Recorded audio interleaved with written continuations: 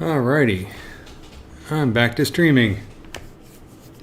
So, welcome everyone. I'm going to talk more about bees this week. I had to take a unplanned hiatus because my computer died. So I had to very quickly order a new one. So I've got an Origin PC now, which is pretty nice. And now that I'm all set up, or getting this computer set up, I'm going to continue working on a few of the bee models that I have. So this is the female carpenter bee that I was working on last time. And then I also have, let's see, I have this model, which is the orchid bee that I'm working on. This one, a lot of the sculpting is there. I just need to sort of retopologize and prepare for export. So I think I want to stick to sculpting for the most part. I did make, this is kind of a fun file I made, just a weird gallery of a bunch of the insect heads that I've created over the years, just comparing their heads and their mouth parts. So we have like a praying mantis, and here's a butterfly. These are not to scale. So for example, like this right here, which is a phorid fly, this would be much, much smaller than this, which is Drosophila fruit fly. So, but gives you a good idea. Some of these have been rigged and animated, some of them not. Some of them have appeared in animations that I've done in the past. So sort of a mixed bag. But this I just kind of created because I was thinking about various different mouth parts and the kind of variety that you find within insects. These are all insects. There's no arachnids. Here's a mosquito that I did a long time ago. I could probably use an update, but these things are just so nasty. I mean, look at this thing. This is why people hate mosquitoes. Funny thing is if you talk to a lot of entomologists, most entomologists have a strong affection for their topic, their particular specialty. So, for instance, Brian Brown, the LA Natural History Museum, is a phorid fly specialist. He loves flies. But the one difference is mosquito experts. I've met a few mosquito experts over the years, and even though they study mosquitoes, they all hate them. Everybody hates mosquitoes. Now, there are a few exceptions. There are actually some pretty interesting and nice looking species of mosquitoes, but this right here is Culex. So this is one of the disease spreading mosquitoes, and nobody likes those guys. But anyways, yeah, I mean, one of the reasons I love insects is because the detail is so wonderful, and the architecture, it's just endless amounts of inspiration. So this is a beetle, and you can see how the mouth parts, how incredibly different they are, but they do follow very similar kind of plans. We have essentially chewing parts and then little appendages that are used to, handle the food and all that kind of stuff. So, never get tired of them. What is this? This is like 20 or so insect heads. How many species of insects are there? Millions. So there's plenty to explore. Anyway, so I'm going to go over to, and this is another pet project that I have. This is our honeybee. It looks a little weird because it doesn't have any hair on it, so it's a bald honeybee. But the mouth parts of honeybees is something I'm working on. I would like to do an animation that kind of explains how these things fold up into the head. So they kind of fold in a Z pattern. So I'm working on that. And of course they have lots of hair. But I'm going to go back to this one and just start sculpting some details. So this one has been retopologized fairly quickly, and so what I'm going to do is I'm going to duplicate this guy. Whoops. Sorry, I need to select the subtool, not the folder. Duplicate, and I'm going to create some quick polygroups. Oops. Like I said, this is a new computer, so a lot of the settings are a little bit wonky, haven't settled in yet. So what I'm going to do is, let's do this. I'm just going to create some polygroups here to separate the eyes. So Down here.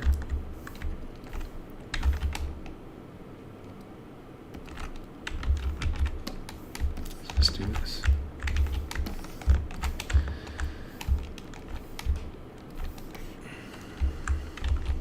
Let's do this.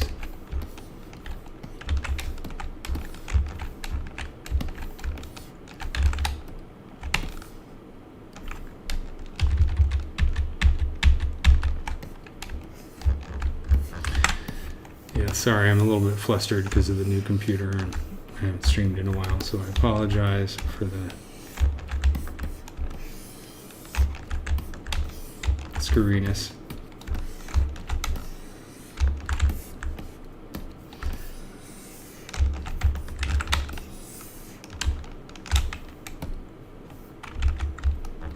Really? I don't need that. That's not helpful.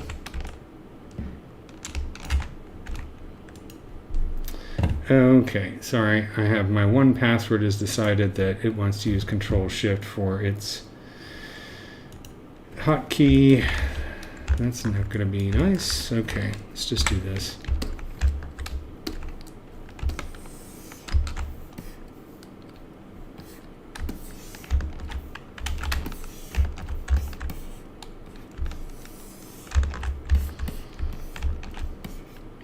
Okay, that was a lot more trouble than it should have been. There we go.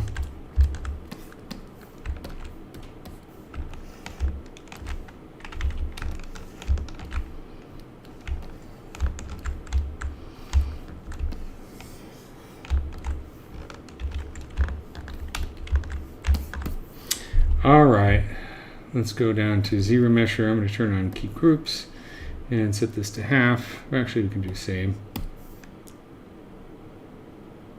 I'm just using the polygroups as a way to kind of organize the topology a little bit better. And let's move this.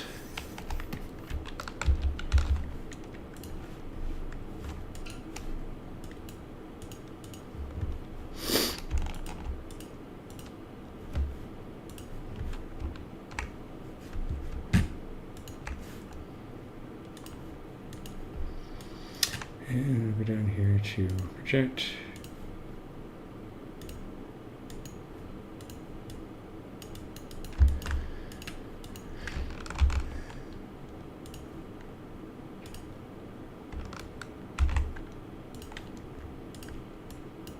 Okay.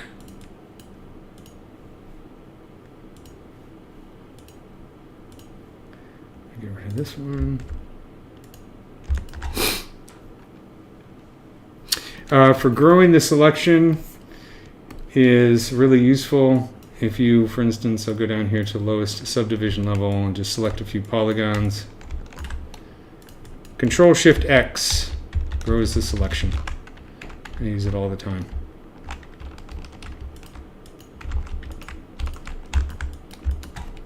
Okay, let's do this.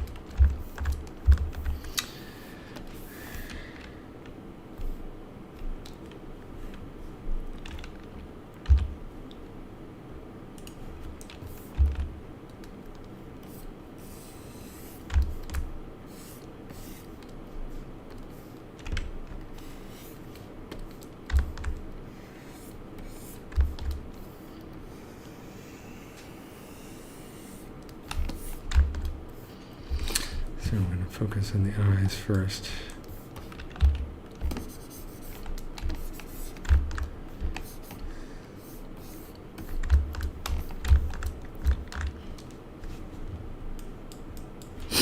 This is the kind of stuff I love right here, this kind of detail. It's so much fun.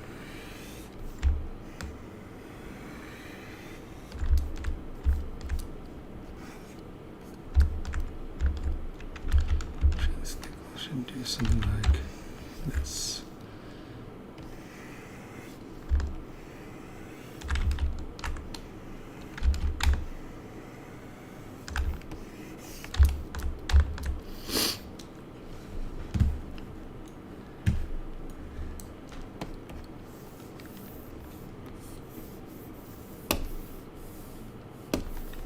I don't have any of my custom brushes loaded. Like, I literally got this machine on Monday and I've been in the middle of a project, so I've been kind of furiously trying to get back on track. Basically my hard drive just went kaput on my other machine, which is kind of sad.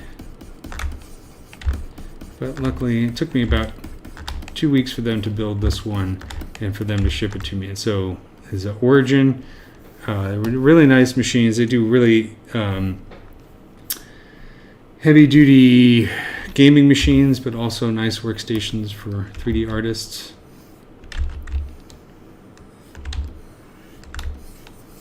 And they're pretty helpful. So I'm just making this is a circle around the ocelli right here.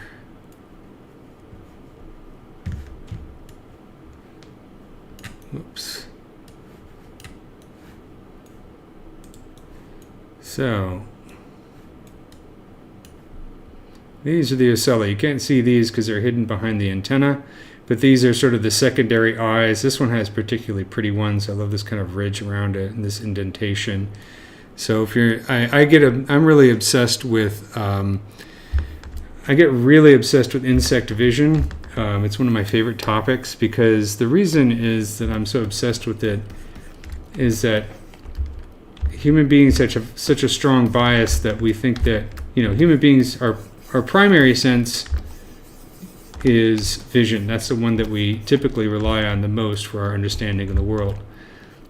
So we have this bias that we tend to assume that other animals are the same way. You can tell because if somebody talks about how a bat is blind or how ants have poor eyesight, our first reaction is like, well, how do they survive? How do they get through the world? Well, eyesight is just not that important to them, just like smell is only slightly important to us, as opposed to my dog, who's obsessed with smells.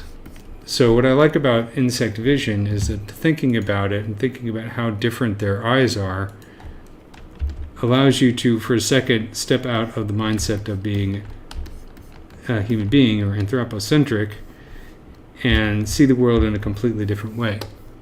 So I'm going to take just a second here for a quick plug. And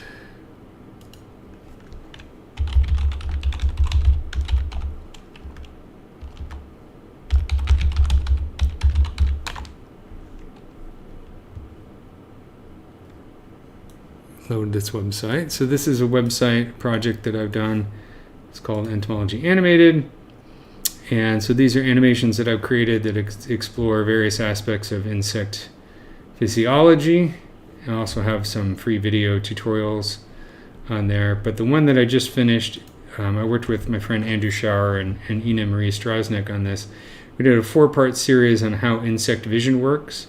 And these are all free. They're all like, 5-6 minutes, so it's not a huge investment of time, but it talks about how basically the ommatidia work in the first video, and then it compares different types of insect eyes between those that see primarily at night and like fireflies and those that see primarily during day.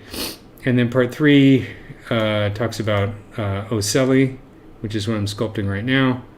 These are these secondary eyes, and do a little interior view. And then the 4th part, we talk about. Have you ever looked? We talk about what the world actually looks like to insect. So, for instance, I have a dragonfly here, and I'm talking about how there's a different density of the ommatidia on the lower part of the eye.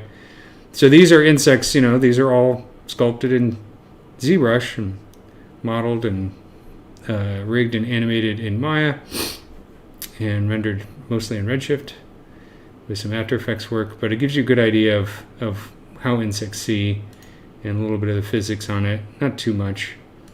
And then talk about how they can see UV light. And then, of course, the end, we talk about what the world might actually look like if you were a honeybee. So anyways, if you're really bored, check it out. But I do talk about how these secondary eyes work. They don't really focus an image. They're kind of like a really blurry eye, but they mainly help as a way to, number one, sense polarized light, but also see, keep the insect level. So think of an altimeter in an airplane. Is altimeter the right one? But that dial that shows you the horizon and your relation to it. So it's a thought that that's how the ocelli think, or how they work. Are there any resources you recommend that really break insect morphology anatomy? Well, that's what I'm trying to do with Entomology Animated.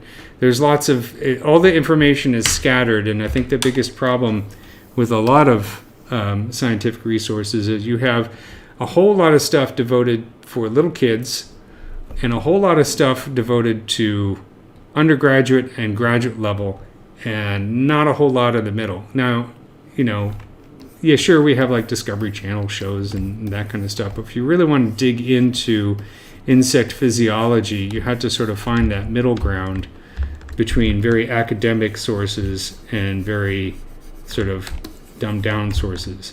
Not dumbed down, but you know what I mean. Sources that are more appropriate for younger brains. So what I'm trying to do with Entomology Animated is create a series of animations that bridges that gap. Obviously, I'm not the only one doing it. There are plenty of other people doing it, but not enough given the vastness of the topic.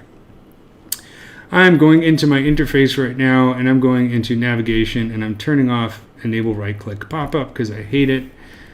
And let me store config, so I never have to worry about that again. Let's divide this again and take a look at what's going on here with the head. Get into some more. This is the kind of stuff like these little divots that we see, this detail here in the exoskeleton. A lot of the hairs come out of these things, but you can see how those look. I love that stuff. It's really inspiring.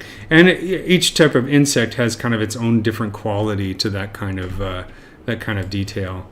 It's not universal. Just like each different insect is going to have a different amount of density in the ommatidia on the eye.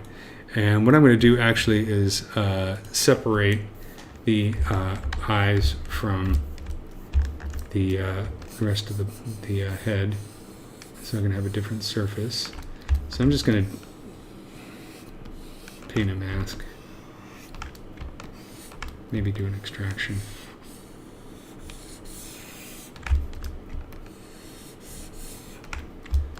Because the polygroups I created kind of sucked.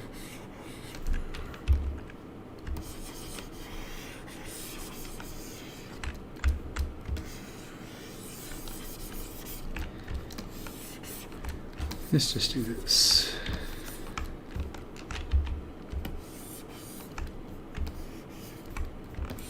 I always try and make the eyes as dense as possible because I love that kind of hexagon detail. So let's make some detail for the eyes here, the ommatidia. So I'm going to go in here. Let's just go down. I'm going to do it old school. Go down to extraction. Let's try an extraction there. It's a bit thicker than I want, so I'm going to set this to 0.01 and do extract and accept. And now I have a new subtool. Yeah, it's a lot thicker than I want, but that's okay because I'm just going here and smooth this a little bit.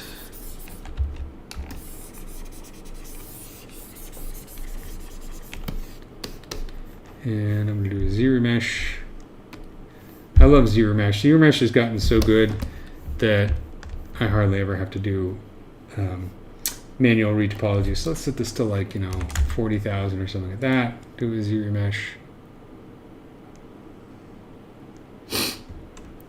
And drink a beer.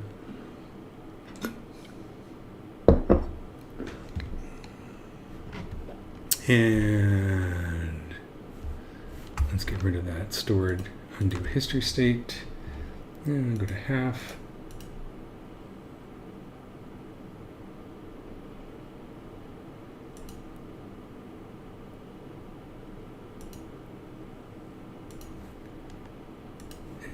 Keep going down, keep going down. There we go. And now I'm going to hold Control and Shift, hide this poly loop. No spirals. See, isn't that wonderful? That's why I love ZBrush. It used to be that it would create spirals all over the place, but it's gotten a lot better. Okay, then I want to go down to polygroups. I'm going to do auto groups. I'm going to Control and Shift click on this, Control W to make a polygroup for all of that. Whoops, that's not what I want. I want to make sure, hold on a second, I'm going to make the polygroups match, so easy way to do that. I will go in here to modify topology, mirror and weld. It doesn't actually weld them because they're not touching, but it does sort of copy over the polygroups. It's just an easy, fast way to do that. So let's try that again. Control Shift click, Control W, and then I'm going to go into modify topology and delete hidden. So it's just a one-sided surface. And 700 points, that's fine. And the next thing I'm going to do is, let's name the subtool, let's call it eyes. And then let's switch over to this material so it's easier to see.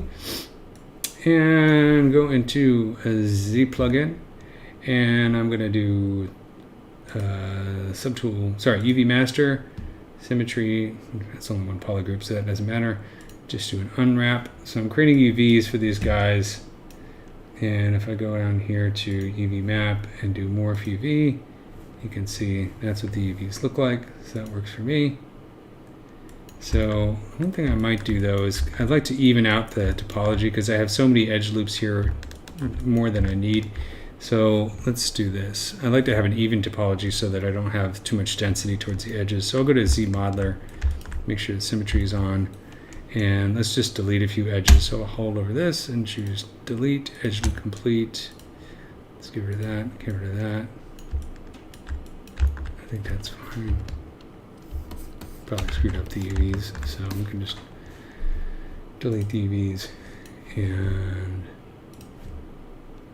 do new UVs. There we go. Okay. Now, I'll go back to this material and divide, divide, divide, divide. Let's go back to our head, turn off the solo. That works pretty well, but I'm going to go Shift D, and get move brush and lower the Z intensity. Just get this tuck on here a little bit better.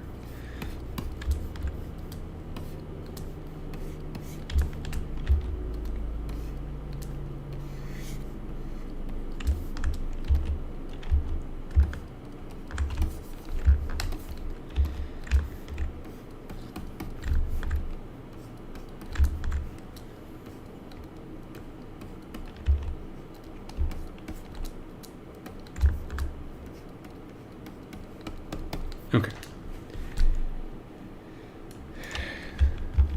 Let's get this up to, let's see, 2 million, let's do 8.4 million points. Okay, so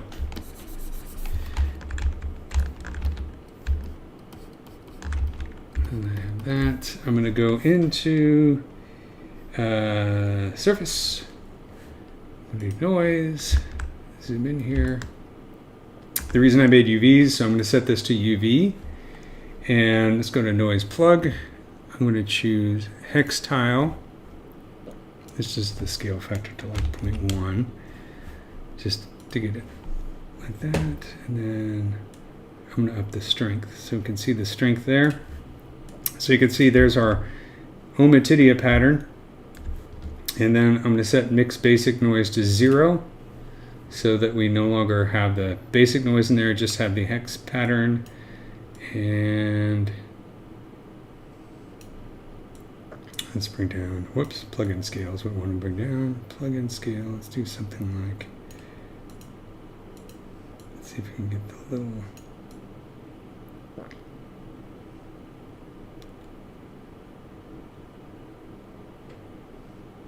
I think that's probably good. I'm going to choose OK.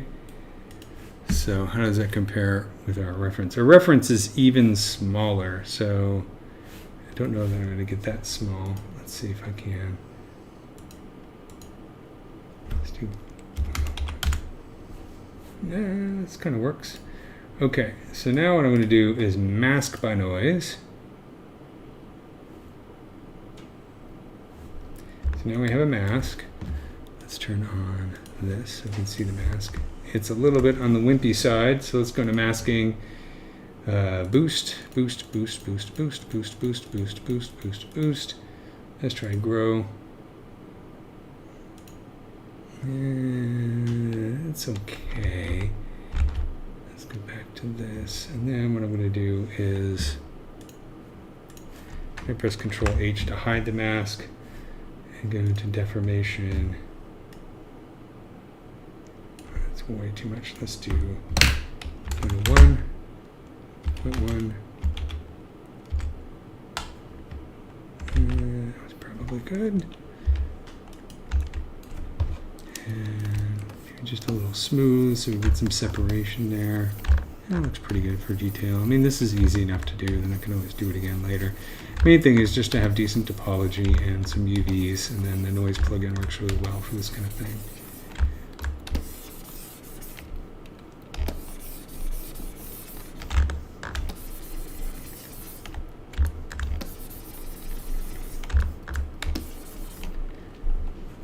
I've covered up the chat with a reference.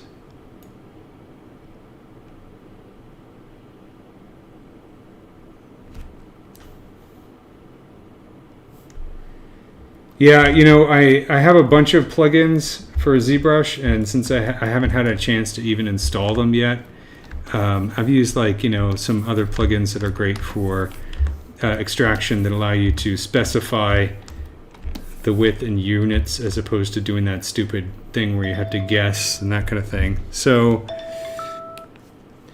so I've got to get my plugins, and also all my custom brushes. In fact, I might have to just spend a second here to deal with my custom brushes because I can't live without them. So I'm going to go in here real quick and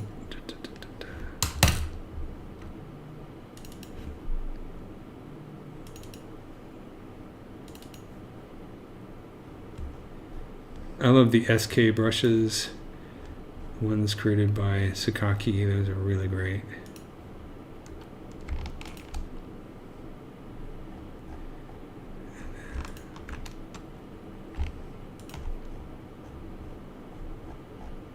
Ah, crap it, I'll just copy them all. Who cares?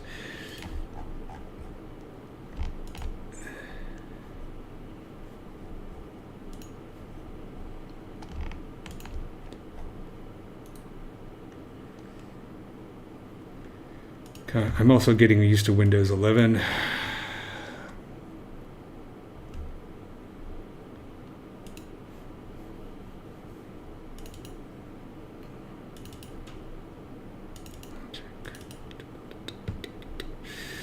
Let's see, startup, brush presets,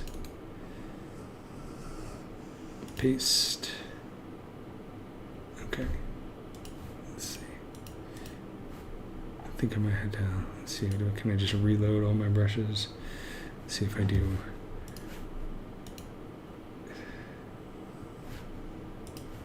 That did it. Okay, cool. So now I have my custom brushes in there. So I just copied them into Z startup brush presets and then hit reset all brushes. And now the brush that I love more than anything is SK Cloth. So this is one of Sakaki's brushes, and it's just a really, I use it now, it's as opposed to Damien Standard. I used to use Damien Standard for everything. Now I use this one because it doesn't pinch, but it has a really nice, elegant, smooth line. Another thing that I really have been using, especially for doing, you know, cool details on insects, is this new feature under modifiers, stroke jitter. I'll bring this up. It has that little bit of noise in there. That's really a lot of fun. You just have to remember that this stroke jitter setting is a global setting. So if I switch brushes to, like, say, the Damien Standard brush, it's also applied to that, which is cool because, you know, now I get this kind of thing. This is great for like beetle, elytra, and that kind of stuff. But it's a cool feature because I like to have everything just a little bit noisy, very organic.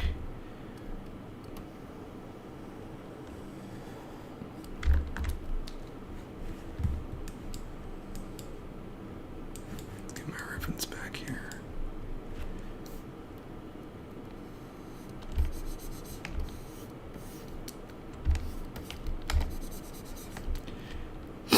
Excuse me, I have to blow my nose.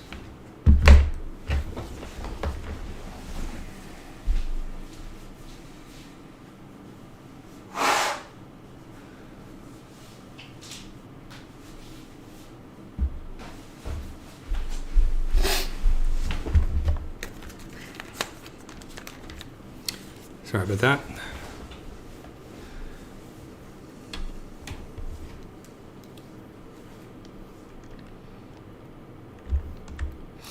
Okay.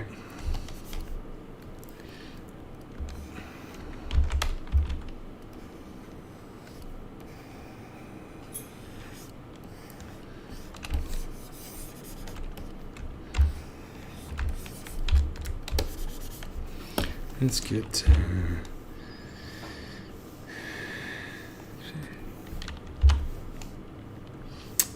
I use a lot of the same brushes that Thomas Wittelsbach uses, so TW clay tubes, which is one of his variations in the clay tube brushes. He's got me part of the TW clay tubes cult because it's also a great brush for roughing in forms, especially if you use it at low Z intensity.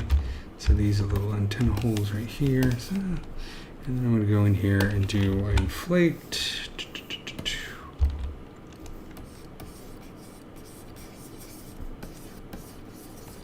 Tighten that up a little bit. I think this one's supposed to be a bit rounder. Let's get move.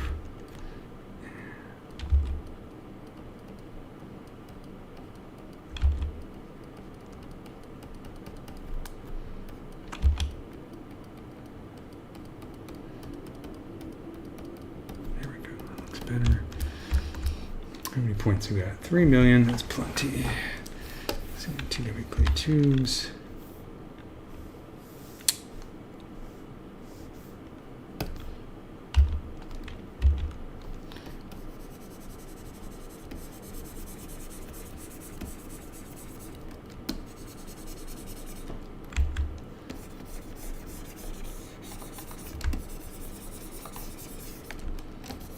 Gonna make sure that, let's turn that stroke jitter off.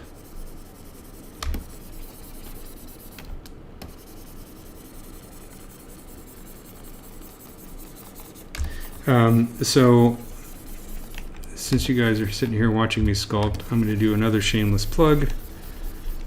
Why the heck not, right?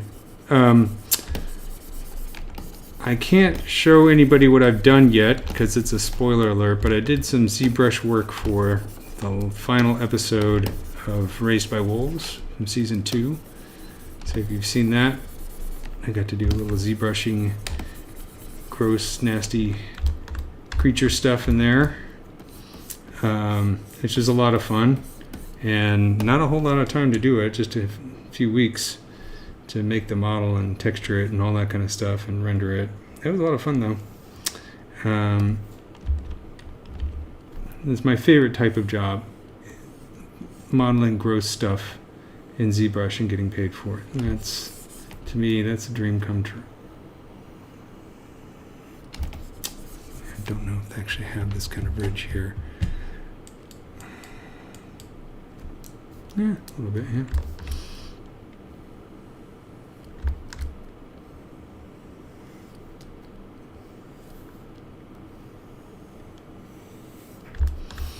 And let's do clay tubes again.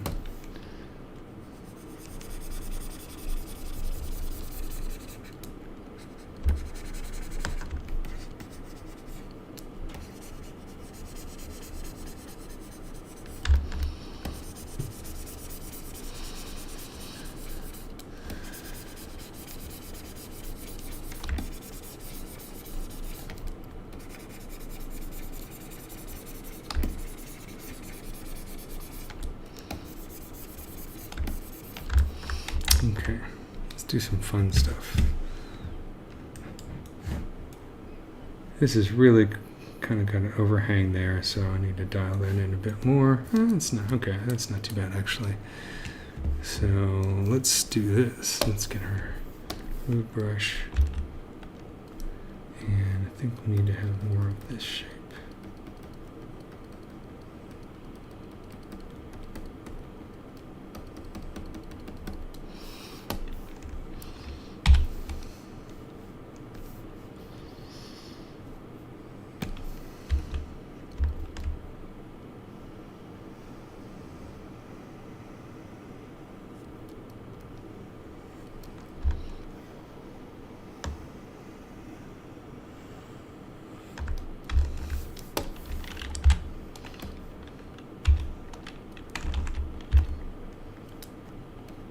I also normally have a space mouse that I use. I love the space mouse, but I haven't hooked it up yet to this machine and downloaded all the drivers and that good stuff. So next time I do a stream, I'll be using my space mouse for sure.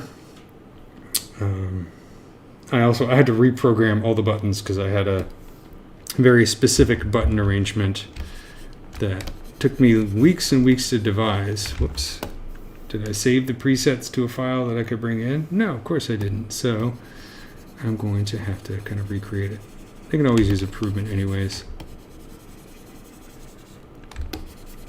But Space Mouse is great because you can kind of orbit around the view and really inspect it and frees up your hands a little bit more. Okay. So let's see about creating some of this cool detail right here. There's lots of different ways to do it. Insect exoskeletons are made up of chitin. Chitin is similar to the material that makes up your fingernails, but the insect version of it.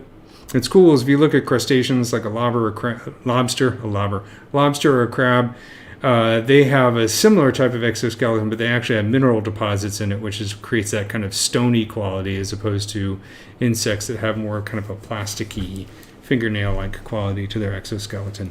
But they're similar in that they're, sort of created in successive layers, and that they, both insects and crustaceans, most of them go through several molts, or a lot of them go through several molts. So if you thought your teenage years was rough, try being a lobster. And it's another topic that I find really interesting is the actual process at a cellular level for creating that molt. And then not only that, the cells have to also signal when the old exoskeleton separates from the new one. It's a very painful process, I imagine. Not being a lobster, I can't tell for sure, but they have to be vulnerable and prone to being eaten for a long time. It's got to be a scary time to be a lobster.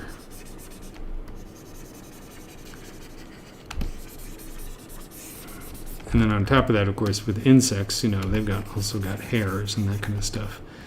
So, but they all have different strategies for dealing with that. Okay, so let's do this. I'm going to, let's see. I think I'm going to take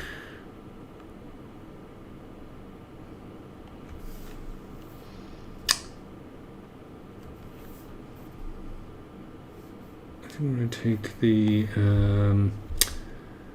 clay brush. It's a nice starting place, and I'm going to set the stroke type to, I think, drag dot.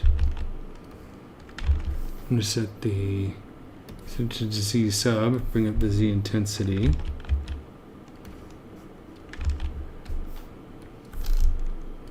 Let's get a alpha going there. That's not what I want. It's too delicate. Let's do David standard.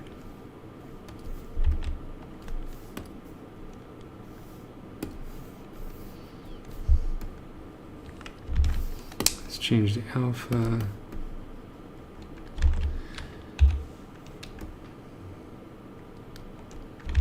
Better, and let's change the fall off here. It's a little bit better. I think I need a harder edge.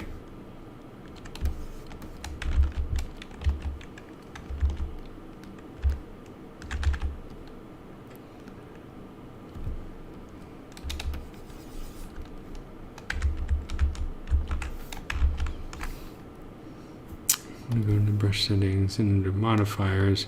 I'm going to reduce the brush modifier. This brush modifier sliding, this brush modifier setting for the Damien standard, this setting kind of has different things for different types of brush, but for the Damien standard brush or Dam standard brush, it controls the amount of pinching that you get with the brush. So I'm reducing that so I don't have that much pinching. And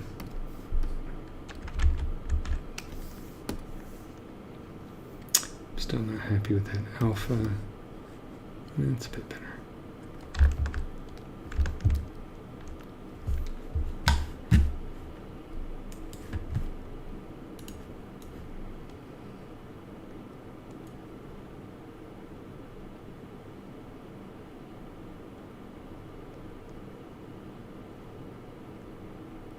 Oh, you're welcome for the book. Yeah, Raised by Wolves was really interesting. You know, it's one of those things where it's always hard to tell in these productions who's actually working on it in terms of visual effects, because a lot of them are farmed out to subcontractors like myself. I mean, all the work that I did on that project, I did sitting in this chair right here in my own home studio, which is nice because that's where I prefer to work. And I worked with, the company I worked with was Pixel Magic, and you know, they're one of the many companies hired by the folks who produced the show. I guess it's Ridley Scott produces it, and so, you know, I think it's a lot of South African companies that work on it.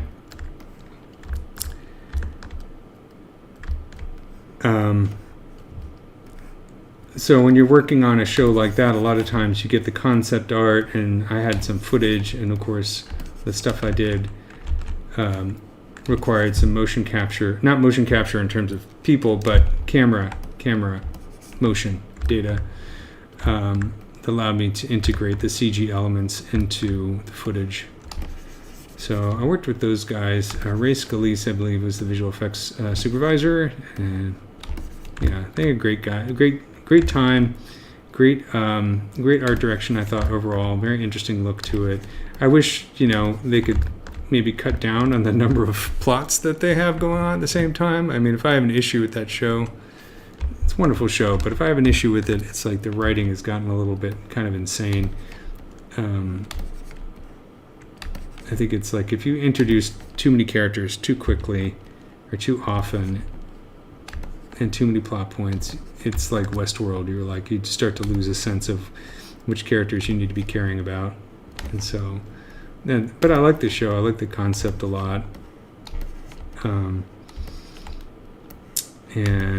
I think it has an original design. It does seem interesting to me because the robots in there, and I'm not the only one who's mentioned this, the androids in there are very similar to the androids that you see in the Alien universe, like Ash from the first Alien movie. You know, they bleed that sort of white, milky kind of substance, which is interesting, and that's a huge part of the show. That in Raised by Wolves, it's a very significant plot point.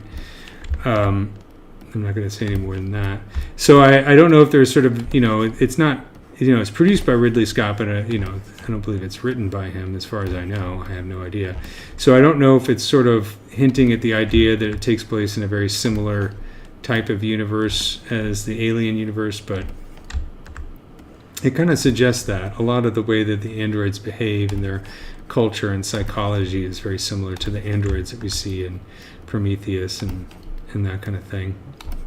It's like somewhere between, you know, the androids of Alien and the replicants of Blade Runner, which I think is really neat. This is starting to work okay. I mean, the interesting thing about these details is this sort of, they're not a perfect circle. There's kind of a ridge on top of it. I mean, that's probably also a trick of the light And that's pretty round, but I kind of like that quality to it. It's also kind of a shallow bowl type of divot. So I'm addicted to detail. Almost everything I do is high levels of detail because I'm just one of those nerds. So I could, conceivably go back in here at some point and literally, well, maybe not with this brush, but do something like this to kind of imitate that quality. What am I at? 3 million? I could do more than 3 million. Is this got another? Let's subdivide it again. Oops.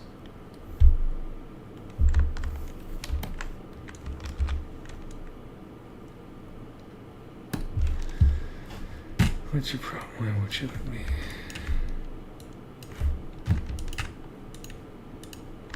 I think I had a mask in there. Yes, I had a mask in there. Okay, there we go. This machine can handle 14 million, no problemo.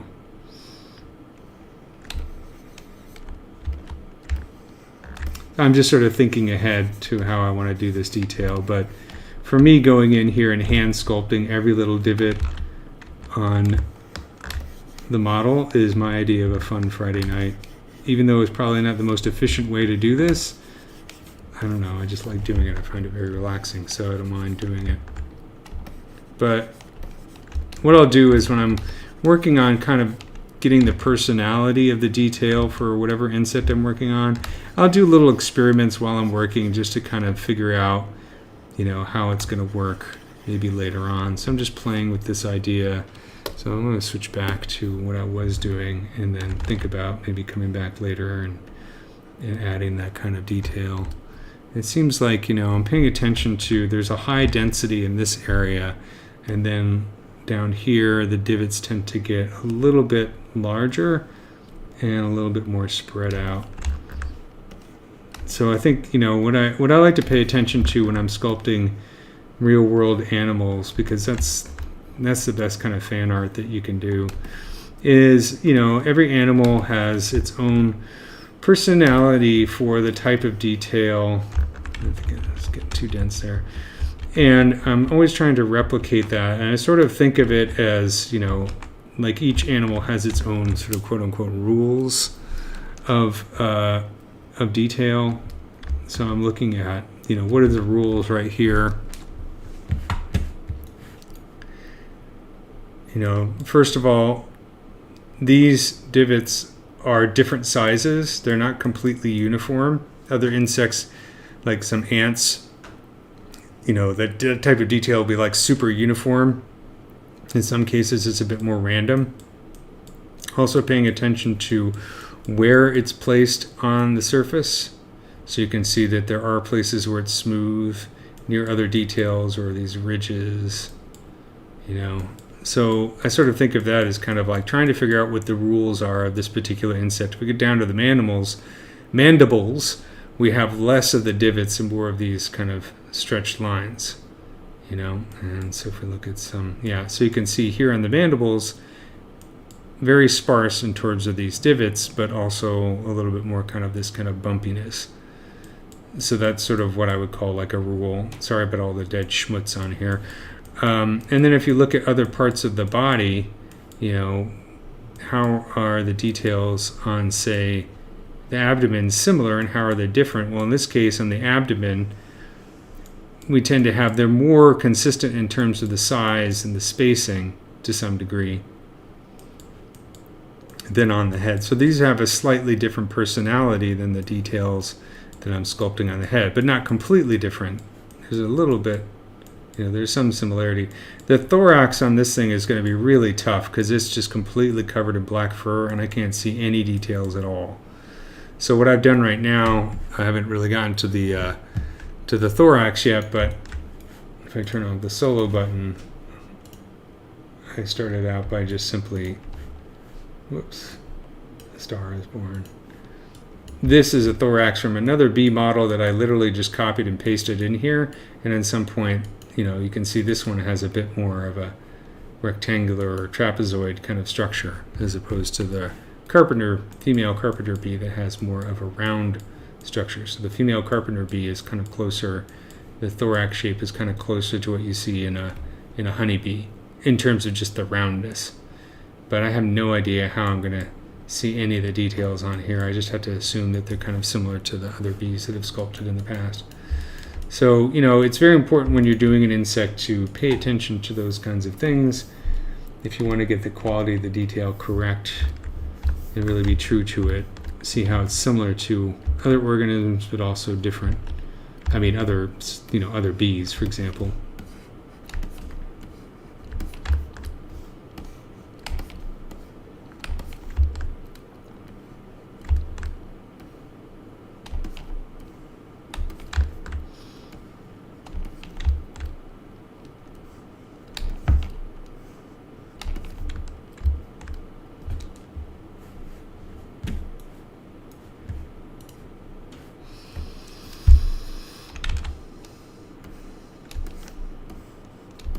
If you look at, since I'm talking about it, I'm going to try and keep this thing interesting.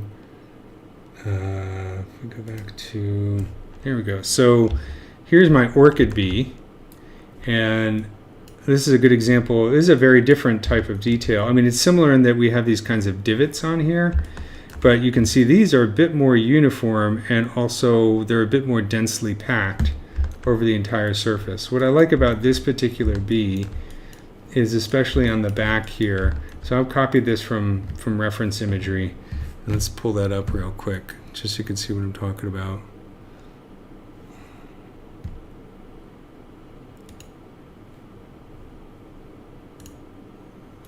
So this is the orchid bee. And one of the things I think is really cool about this is we have all this kind of divots on here, but then we also have either of these are small pockets of smooth shape or a little bump, but it's a really interesting kind of variety of detail there. You can also see that, look on the outside of the legs here, we have this very iridescent green exoskeleton, but on the inside, very different color and quality to it, much hairier. I love that stuff. I never get tired of thinking about it. So this model is a lot further along. I think the wings are still, I think these wings are copied from a honeybee, so I gotta go back and double check and make sure I actually have the wing veining correct for this particular species. The big difficult part of this one is the mouth parts. So an orchid bee has this very long tongue that it uses for getting into the orchid to get all that nectar. It's a really amazing structure. The problem is that all the reference imagery I have for that is really, really blurry. It's hard to get a sense of what the actual structure and the parts are. So I have actually, so what I've done is I had to get some scientific papers and look at illustrations. So a lot of times when I'm modeling stuff, I have to go between illustrations that are 2D representation and photographs that either I take myself or I find online. But either way, sometimes it's really hard to get that underlying bit. For the hair, what I've been using recently in the past year or so for insect hair has been Yeti. So I've been rendering in Maya using Redshift and Yeti. But I have used cards before if I'm, because I'm trying to make a transition gradually from doing more software or GPU-based rendering in Maya to I want to get into doing more real-time rendering with Unreal and that kind of stuff. So there's always new hair systems that I have to learn. I have done cards in the past for like jumping spiders and stuff. They work okay. And I've used, obviously, fiber mesh. And fiber mesh is great for stills or if you're rendering with Keyshot, but a lot of times I do rig and animate these guys, so I want to have a hair system that's easy to use and sticks to the surface. With you got to jump through all these hoops to get that to work with fiber mesh. And there's probably, I'm sure there's like a plugin out there that does it that I don't know about, but I only have a certain amount of tolerance for that kind of thing, so I found that Yeti was my favorite because not only is it's pretty stable, it's very easy to groom. The grooming tools for Yeti are the best I've used. I didn't like XGen at all. I found it to be, I haven't used it in a while, but I find it to be a very clunky and cumbersome system compared to Yeti. So that's what I've been using most recently. Does that answer your question? It's also really easy to texture Yeti, and it has, dynamics and stuff. It's just a cool system overall. Another tip that I want to throw out there, you notice when I'm rotating how it shifts down to a lower subdivision level in order to enhance performance. It's not a huge deal right now, but if you're using the space mouse, it gets really annoying. So just as a tip, if you can change that by going into preferences and under performance, this is the threshold right here in terms of the number of points. So if you raise this, it raises the threshold. So now even at 14 million points, it won't shift down to that lower subdivision level. This might slow ZBrush down. Of course, on this machine, it's a pretty hefty machine, so it can handle it. Now I don't want to read the specs to the machine because every time I do, somebody's like, "Well, why didn't you get this?" And I'm like, "Because I don't have $1 billion."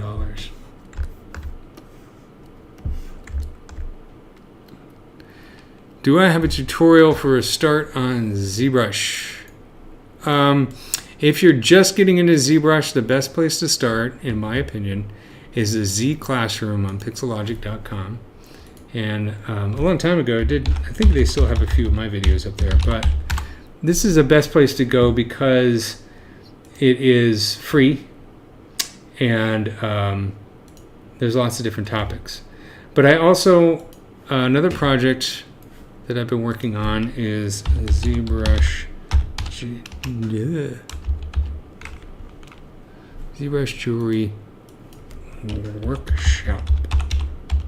So I've been working with Tomas Wittelsbach and Henry William and Tony Rodriguez. This is our new project where we're teaching ZBrush to a lot of jewelers who are getting into ZBrush now. And under free tutorials, there are a few free ones down here. This is ZBrush Core, so it's a great way to start ZBrush because it's not as overwhelming as the full version of ZBrush, so you can check those out. But if you're just starting out and you're opening ZBrush for the first time, you really want to go to Learn ZBrush, Free Classroom Training, and you can see they have all these different courses, getting started. So these are great, so check these out. Is that helpful?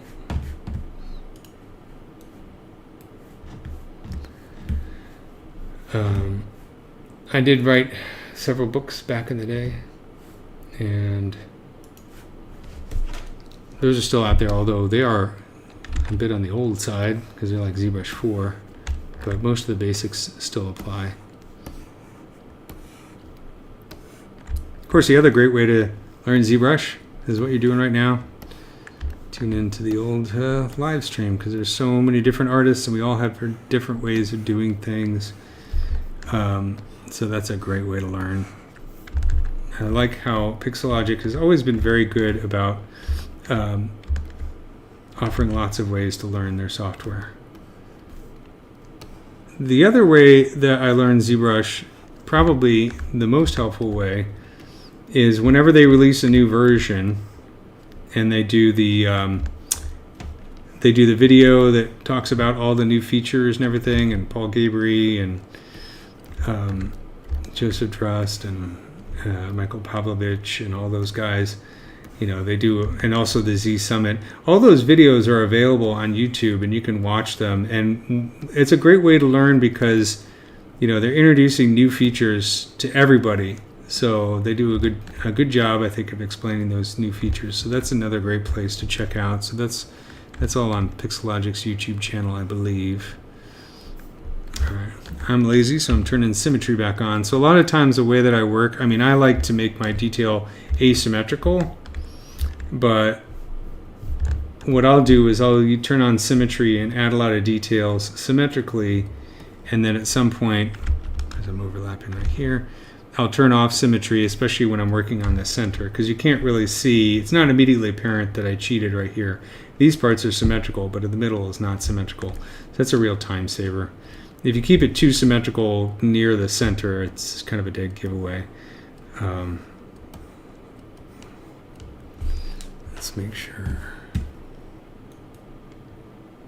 Yeah, I've been using Maya since, I hate to say this out loud, but I've been using Maya since 1998. It's my primary 3D modeling tool. So my workflow is generally ZBrush and Maya. I have done a whole bunch of videos on Maya for the Gnomon Workshop that are intro to Maya, so you can check those out. And I wrote a few books on Maya as well, big, thick phone book-like things. I need to load get my Carpenter bee back. I have a strong love and affection for ZBrush. I don't know. Maya is a tool that I use to make a living. So that's the difference between those two programs. I do remember I was using Maya back when it was Alias Wavefront, long before it was Autodesk. And actually, when I started using ZBrush, it was owned by SGI. In fact, I started using it on an SGI machine, one of those blue toasters, way back in the 90s when I was working at Howard Hughes Medical Institute. And that's back when the manuals were just this massive stack of gray books, and they were really dry and horrible to read. The way that I learned Maya actually was facilitated because that's when the Gnomon Workshop started, and Alex Alvarez and Darren Crumwitty were putting out their video series on VHS tapes. So I used to order the VHS tapes. Ask your grandparents what a VHS tape is. And I just consumed those things. One time I had just, 20 or 30 of them. Then they switched to DVDs, and now it's all streaming. But that's how I learned Maya back in the day. And but I do remember that, when Maya, believe it or not, was a program created by a small number of people, very dedicated artists and programmers. And then, of course, it got bought out by Autodesk, and then, of course, they got 3ds Max, and so that's when things changed a lot for that program. But I do remember that brief period when Alias Wavefront, they had no longer been part of SGI, and they were their own company. I think it lasted all of 9 months. But Maya is still, it's an industry standard. It's used, most of the studios that I work with in visual effects are primarily, the tools that they use are Maya, Cinema 4D, Houdini, ZBrush for 3D stuff. Those are the ones that you most commonly see. For texturing, Substance is very popular. I'm getting into Marmoset right now. I really like Marmoset Tool Bag. I used Substance for years. It's great too. But I like Marmoset Tool Bag a lot. I just started using it. In fact, I used it for the first time on Raised by Wolves, and it was great. As a production tool, it was nice and solid and easy to use. I like Marmoset Tool Bag because it has great baking tools. So I do a lot of modeling in ZBrush. Export high and low polygon versions of the models, just like you would for Substance Painter. Bring it in, and their baking tools are cool. And what I like about Marmoset's baking is that you have a lot more control. I feel like you have more control in the settings than you do in Substance for how doing the baking. And the baking's fairly fast and very accurate. Great normal maps, great occlusion maps. And now you can do in Marmoset Tool Bag, you can do texturing. Painting, texturing layers just like you can in Substance Painter. So it's a real competitor with Substance Painter. So I highly recommend checking it out if you get a chance, if you're doing texturing. So there are other 3D. I always like to experiment with different 3D tools. Every once in a while, I will try and learn a new one. I don't know if I'm ever going to learn Houdini. I would love to learn Houdini, but it's just I don't do a lot of explosions anymore. I don't do a whole lot of particle stuff anymore. Just once in a while I'll do a little bit of dynamics, but mostly it's modeling and texturing, some rigging and animation, mostly modeling and texturing these days. So because of that, I tend to use ZBrush as my primary tool. And is Maya.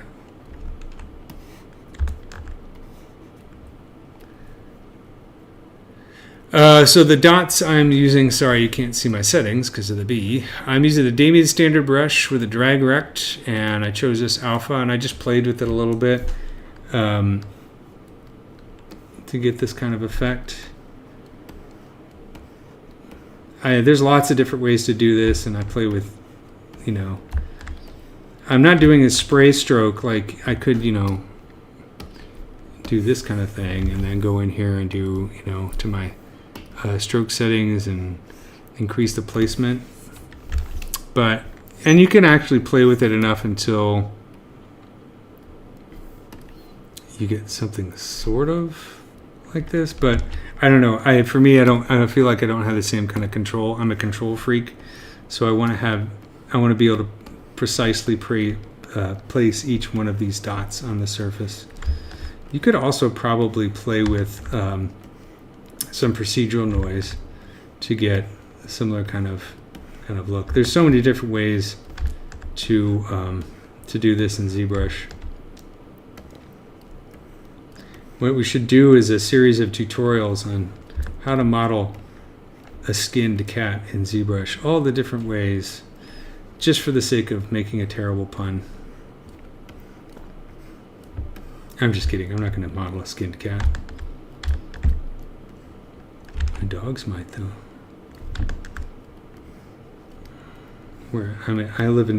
I'm from a culture of dogs, so we don't tolerate cats here.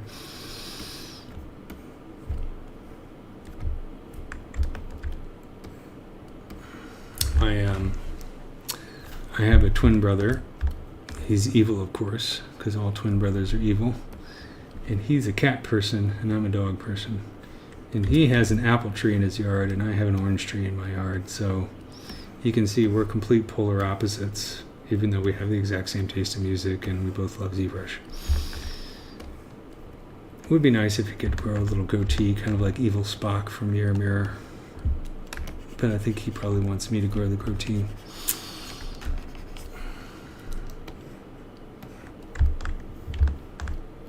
Twin brothers are great to have if you can get one. It's probably late for a lot of y'all, but they're fun to have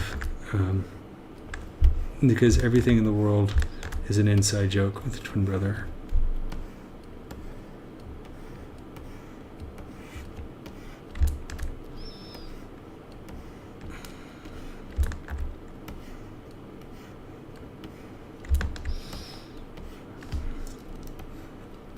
Alright, I could probably move to a different part of the model because this is getting a little bit tedious. But what I'm going to do is I'm going to save this real quick.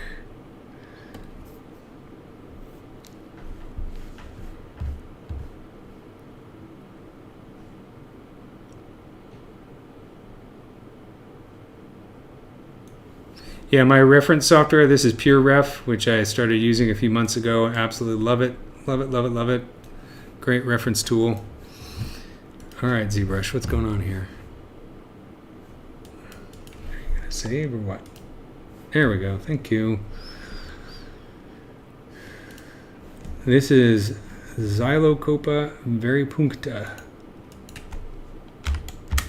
It is a female carpenter bee, and I've seen a lot of these in my yards recently.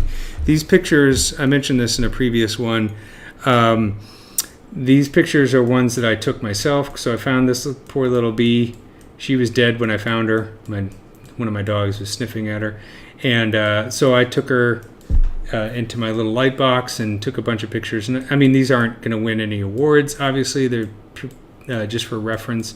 I did do some focus stacking so that I could get as much detail as possible in here. And then I chopped up the poor thing so I could just see what the head looks like by itself. And the abdomen and the thorax and the underside of the head. This gets kind of gross. There's a little neck. And then the wings. So, because, the hardest part of doing something like this is getting decent reference. Most people, when they post pictures online of bugs, they're posting pretty pictures, but they don't necessarily show like the underside of the insect or something like that. So I don't have a particularly fancy photography rig. I just have like a Canon with a Canon macro lens and a little jewelry, you know what I'm talking about, light box, and some those macro rings that you could put on the lens to increase the magnification. And then I use Zarine focus stacking software. Of course, that was on the machine that died, so now I got to download that again. And do a few more of this.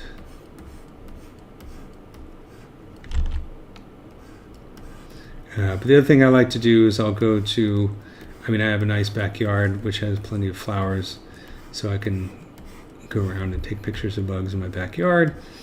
But also I do practice macro photography. I'm not great at it. I'm good enough that I enjoy it. But I'll go to the local park, like I live close to Descanso Gardens, which is near Pasadena. A great place to go and just spend the day taking pictures.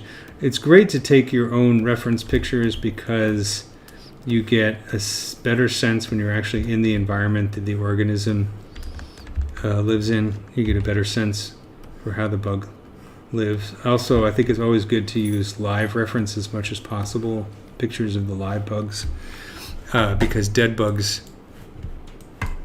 don't look the same, just like dead bodies don't look the same as real people.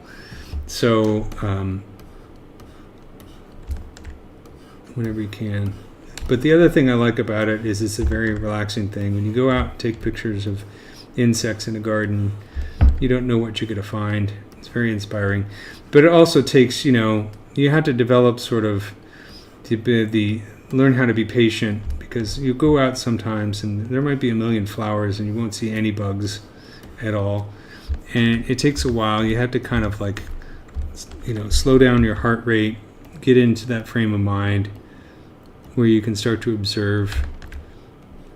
Yeah, it's kind of like a nice meditation. And it's kind of like at night when you go out at twilight. It takes a while for your eyes to adjust and to start to see the stars. But slowly they come out, not so much in LA, but if you're in the desert or somewhere like that. And then before you know it, you see millions of stars in the sky, or thousands of them, or whatever. It's the same thing with bugs. It takes a while to actually see them and to notice them. I know I've gone out with people who, actually fairly famous macro photographers, if there is such a thing. People like Nikki Bay, Thomas Shahan, and John and Kendra Averett, and they're friends of mine now. I've taken a bunch of macro photography courses with them. Alex Wild, Peter Nisgrecki, all these great guys and gals. And it is a bit frustrating because you'll be wandering around in like a macro photography workshop and you won't be able to find any bugs at all.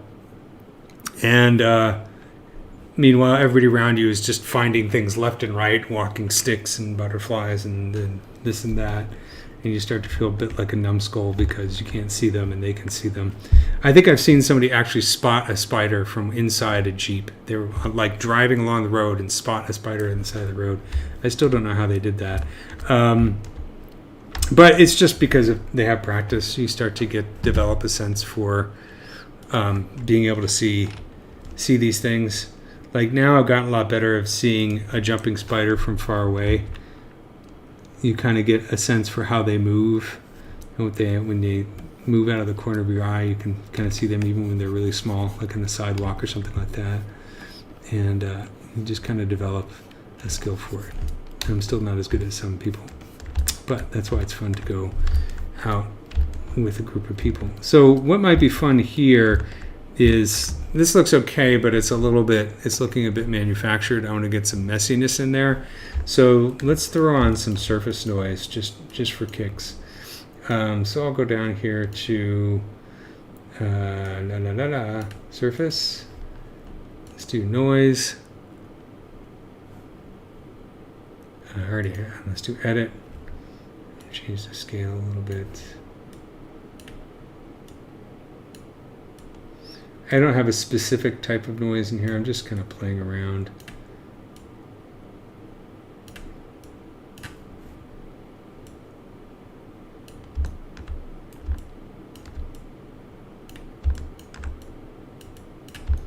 Something like that's pretty good.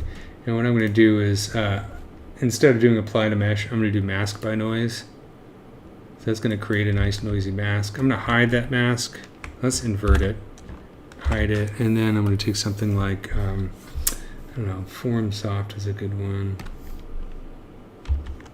And just start to lightly, no, let's get rid of that alpha. Just lightly brush over this. Also, you could do kind of the same, similar thing with the noise brush. They did some really cool improvements to the noise brush, which I really like. So that's another way to go about doing this. But this way I can kind of just dial it in a little bit so it's not overwhelming. But also, rather than just applying the noise, because you can see I'm doing like every once in a while alternate. Maybe I'll hold the Alt key down. Like if I hold the Alt key down, that looks really good. That to me looks like a the exoskeleton. If you're doing along these edges here, or if I go back to my SK cloth brush.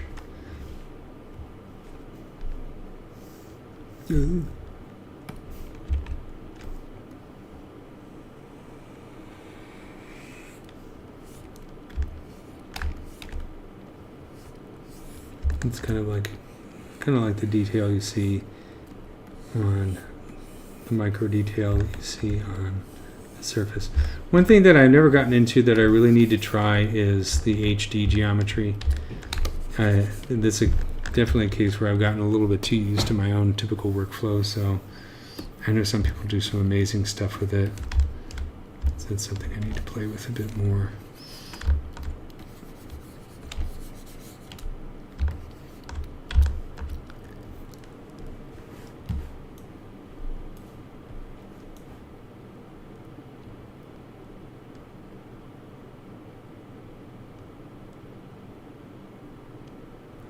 Okay.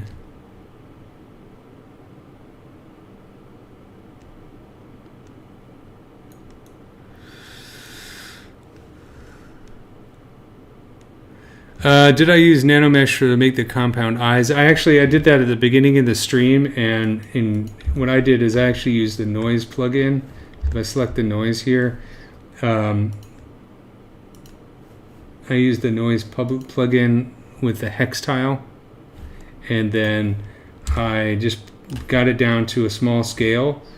And then again, I did mask by noise, and then I used the inflate deformer to kind of just puff it out just a little bit to get that kind of quality. And then I smoothed it a little bit. So that's how I did the compound eye. And I've gone through all kinds of different ways to do compound eyes over the years. And that's the way that I've settled on. That's the fastest and the easiest, and it creates a really nice uniform kind of quality to it that I like.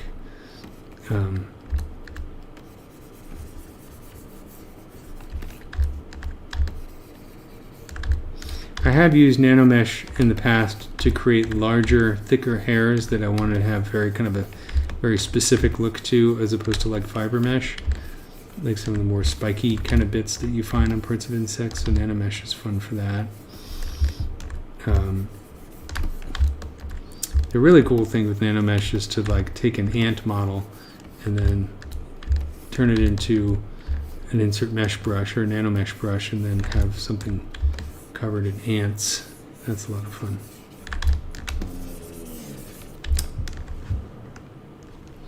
Getting comments from the peanut gallery.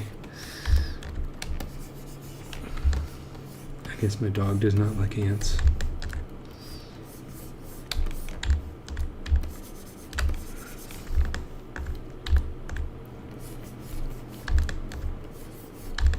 I'm a big fan of the social insects, Hymenoptera, bees, ants, social wasps. Well, all kinds of wasps are cool, but social organisms generally are one of my favorite things to learn about.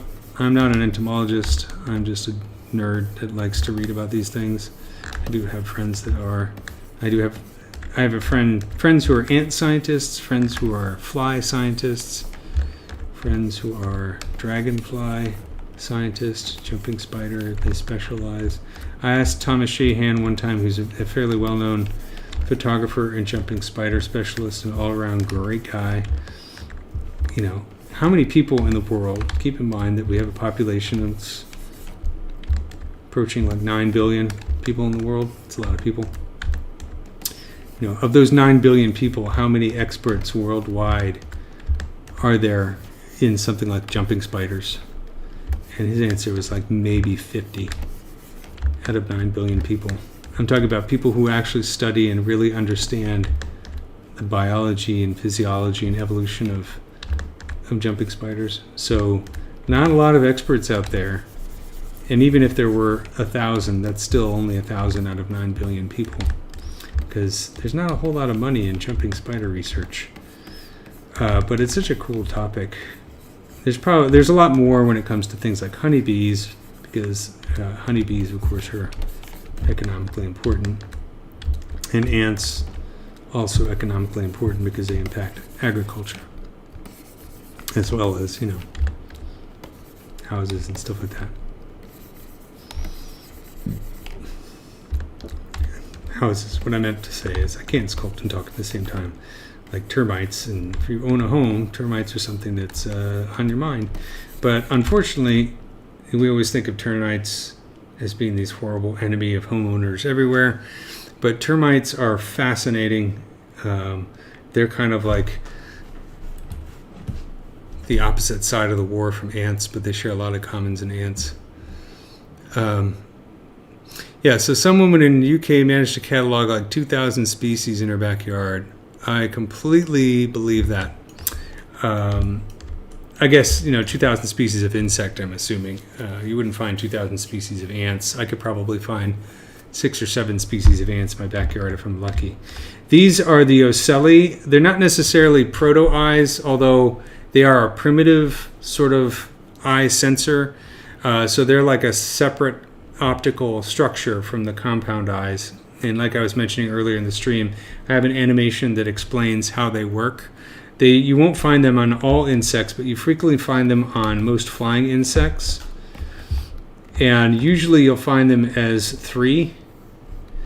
But some insects will have 2, and some have 1, and many have none at all. They serve a wide variety of functions. You will see some of them in non-flying insects. For instance, there's ants. So a lot of species of ants that have ocelli and some don't. But what they have determined is that they believe that they detect polarized light. So polarized light is an important way for insects to navigate, because polarized light, as light enters the atmosphere and the photons of light strike air molecules, those air molecules' vibration will vibrate along a certain, 90-degree angle, creating this polarized light that we can't see. Our eyes don't see it, but in some insect eyes can see it, and it appears as like this band across the sky. And that band, is a great way to navigate, and it even appears even if the sky is overcast. So there's that. There's also the way the cells in the interior of the ocelli are arranged. Some of the cells are pointing out, some of the cells are pointing up, so that it gives this kind of division which allows the insect to kind of see the horizon when it's flying. So that's another benefit to the ocelli. And there's other functions that have been theorized for the ocelli. We don't know exactly how they work, but we know some things.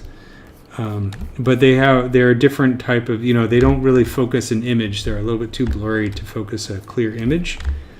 So they're more like light sensors, and the compound eyes focus an image. And the more of these lenses that you have, the higher resolution vision you'll see. So there are some insects that don't have eyes at all, and then there are some that have maybe like literally 6 or 7 ommatidia in their compound eye. And like a honeybee will have something around, I think, 50,000 or something like that. And dragonflies a lot more. So it depends on how the insect survives. If they're a predator and they fly around like dragonflies, then they have to have good vision. But I think that for arthropods, for land-dwelling arthropods, I think jumping spiders have their eyesight is kind of close to human beings in terms of their visual acuity. Most spiders have terrible vision. They sense the world through the hairs in their bodies, chemoreceptors and that kind of stuff. But jumping spiders have good vision. And then, of course, if you look at a mantis shrimp, which is an arthropod that lives under the water, their vision blows our vision away. Their vision is incredible. I'm sure you guys have probably seen videos on YouTube about how cool mantis shrimp vision is. That's something I would like to model someday. I haven't gotten around to it. I did do, a couple years ago, I was hired to do a bunch of arthropods based on scan data for a museum exhibit in Australia, and I don't think the exhibit is opened yet, unfortunately, because of COVID or whatever. So I've only seen a few pictures of the final printed models, but they look really cool. I'm really proud of them. I'm hoping someday I can actually put them on my portfolio, but right now, because they've asked me not to, because the exhibit hasn't opened yet, I have not been able to share those images. But I got to make some really cool bugs and shrimps and isopods and all kinds of crazy cave-dwelling creatures. I did like 50 of them. I mean, there was a lot of them, and a lot of them were getting printed out. So maybe someday. Let's see.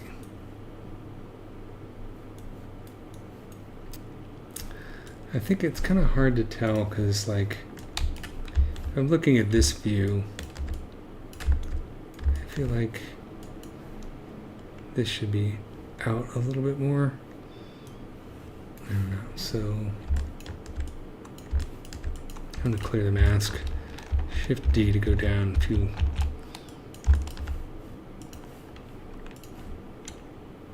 Subdivision levels, maybe get the ZBrush.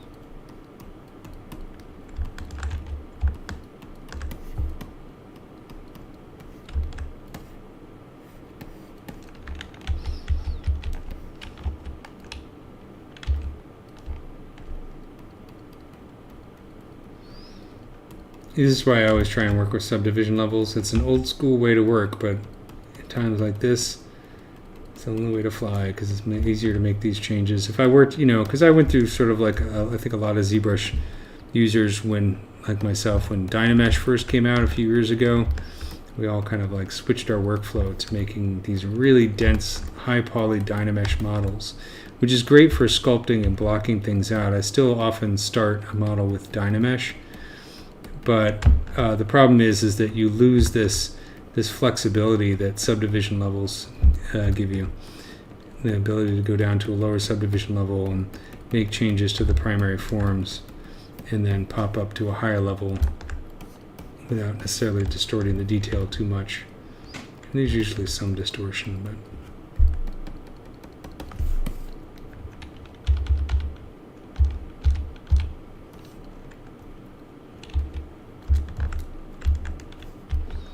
I could always redo some of this detail, though. It's not the end of the world. I think what I will do, though, is go to this. Let's go down here. Oops.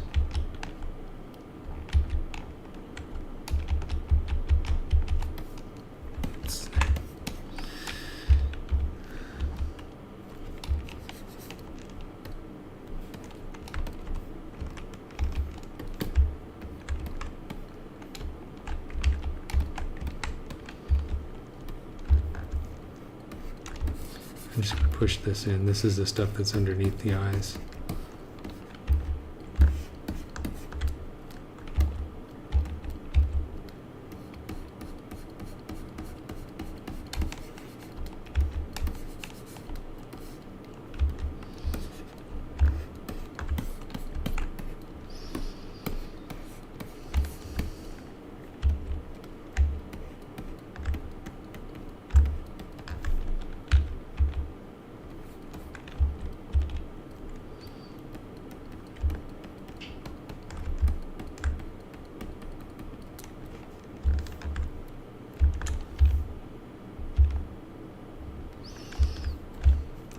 I'm going to move to a different part of the bug just to take a break from the head for a little bit.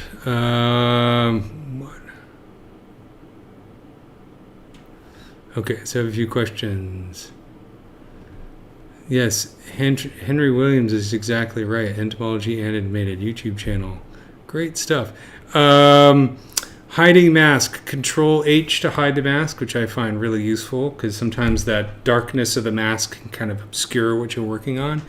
What brush is he using? For the holes, I'm using an altered version of the Damien Standard brush. So I just took the Damien Standard brush, threw on this alpha, put on drag rect, and I also went to the brush settings under modifiers, and I reduced brush modifiers so it doesn't pinch as much.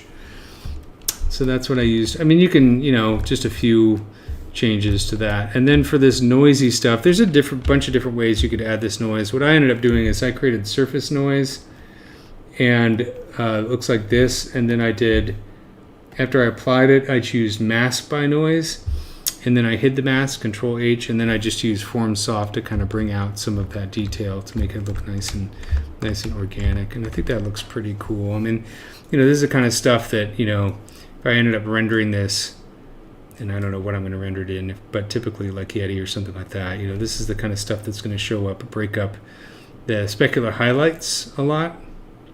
There's some more refinement that I want to do down here. But that ends up, especially when you have a nice shiny and translucent surface, and it looks really cool. Let's make sure we save this.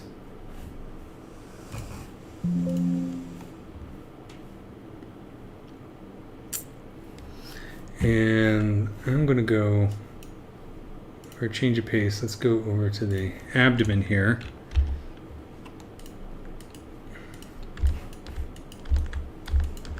And what I'm going to do is so the abdomen is made up of these plates, overlapping plates. These are called tergites, right? Covered in hair. So what I usually do, and I think I worked on this in the last stream, is I start by creating a single surface, maybe Dynamesh or something like that, and I just sculpt the rough shape as a guide. And in this case, I use ZRemesher to just do a quick ZRemesh. But I get to this point, and now what I want to do is I want to make I'm going to make the plates actual geometry. And the way I'm going to do this is I'll mask the surface.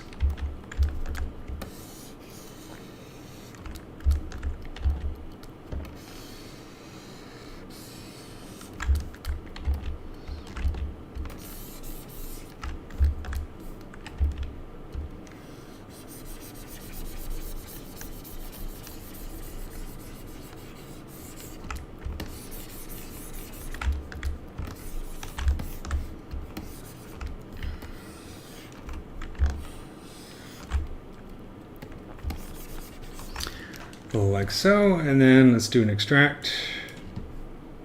Let me set the thickness to like 0.005. Extract. Let's see.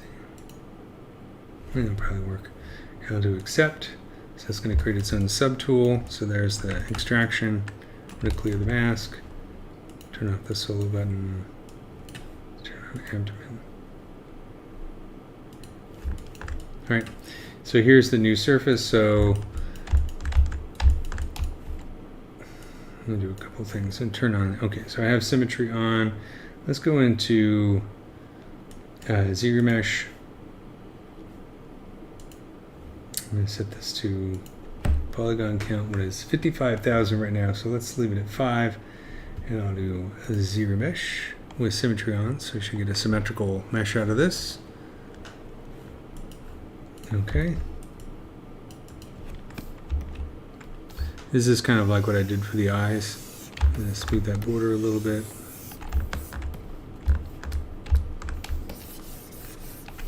Set this to half, turn off adapt. I'm just going to do a few more ZBrushes. I'm going to get it nice and low. Just a big old plate.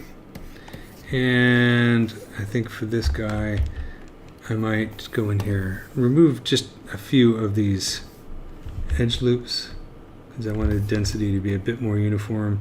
So I'm going to use, whoops, Z modeler to delete.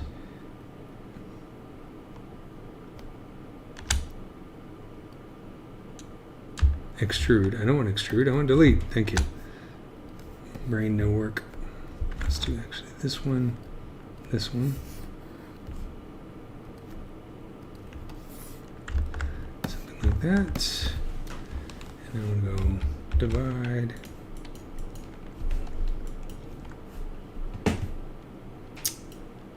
Actually, no, I don't want to divide just yet.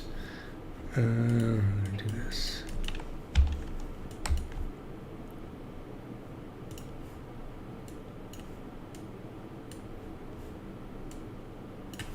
Okay, so let's do that. And then, since I'm lazy, I'm just gonna make my other tour guides by doing this. So what I do in there, let me undo that real quick. This is a common great trick in ZBrush. So this is within the subtool. I had the gizmo activated, and I'm just gonna hold the control key and move this piece. This only works if the model has no levels of subdivision, so you don't want to divide it. But I'm gonna do that. And then let's turn on the solo button. And I'm going to keep the mask on there and then switch over to move.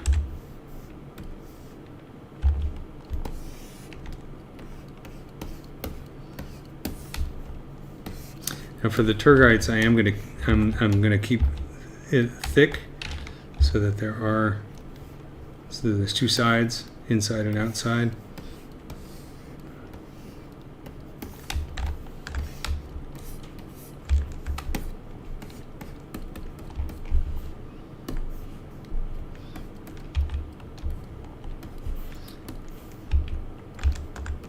Just spend a few moments getting this, because just like I was mentioning with like the personality of the details on the surface, you know, all insects have abdomens, and they're all segmented.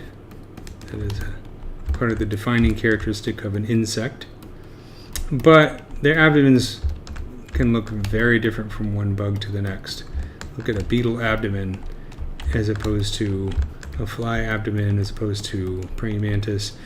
They all have the same principle in that they're these plates that are overlapping, but the way that they overlap, the way, you know, that specific thing will change from one bug to the next, one type of bug or species to the next. But you can kind of apply this technique to a lot of them.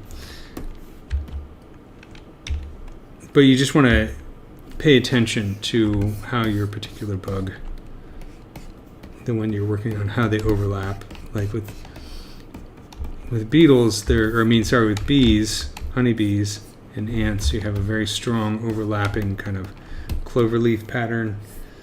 I don't know if cloverleaf is the right word, but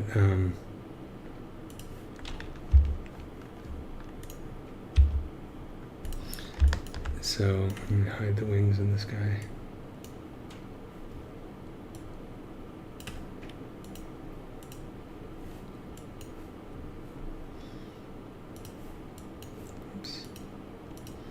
Let's just turn this little button so you can kind of see how these tour guides overlap. You have this one tucked into here and this one tucked in there and that kind of thing. So that's kind of typical of Hymenoptera, bees, wasps, ants, for the most part. But flies can be really different because flies, the way that their abdomens expand, there is actually sort of soft tissue between each of the plates. So you can see a lot of bugs, especially the ones where their abdomens grow really large. You'll see the plates kind of come apart. You can see the tissue in between them. So that's going to be a very kind of different kind of overlapping than you would get in like a bee or a wasp. So those are the kinds of things you want to pay attention to when you're doing this kind of thing. There's, there's obviously there's exceptions. There's like some ants, I think it's the honeypot ants, that their abdomens grow really, really large. And so you can see sort of that separation in ants as well between the tergites.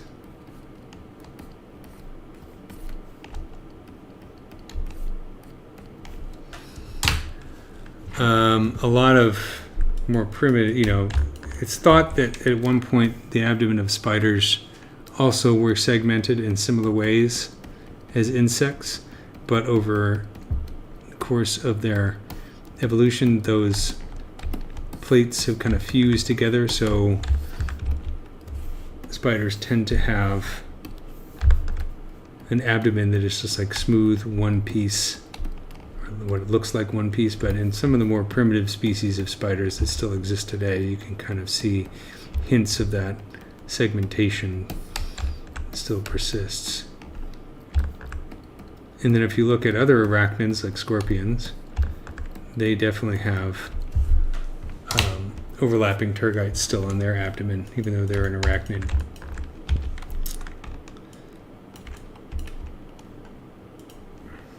I'm going to turn off symmetry for a second. Put this in the center and scale it down. And also going to inflate this just a little bit under deformation.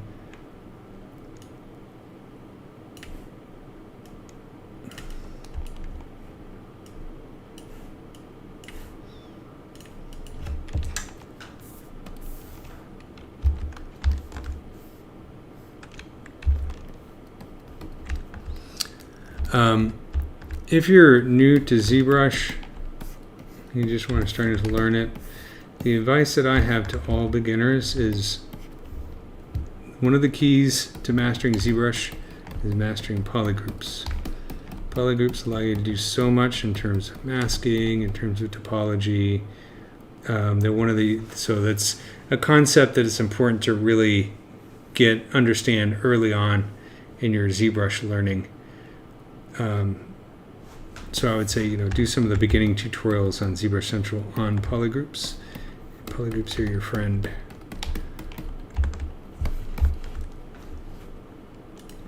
And then, of course, things like masking and subdivision levels and all that kind of stuff. And, of course, the interface.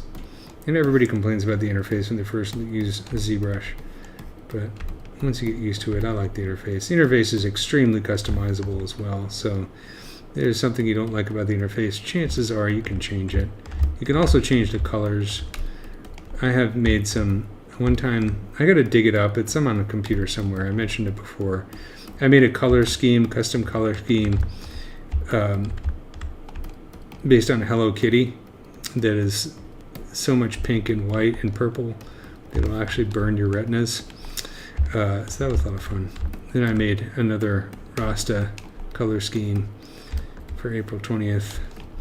And then I think one time I sampled the colors from an image of the Star Trek Next Generation interfaces and used that as a basis of the colors.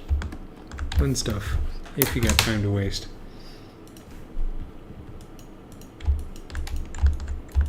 Okay. The other thing that's important when you're doing this is don't forget to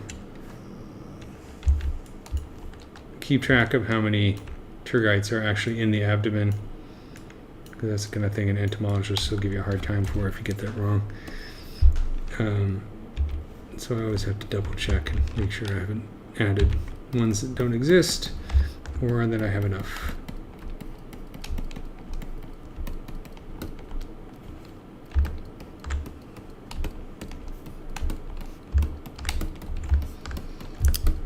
So we've got about 15 minutes left tonight in my stream. So if you have any other questions, please feel free to type them in, and I'll try and answer them.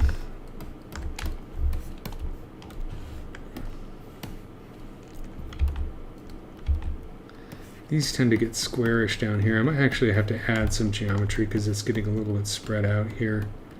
So maybe after I finish adding these tour guides, I'll go in here with a Z modeler and maybe add a couple of edges because they're getting a little bit too spread out.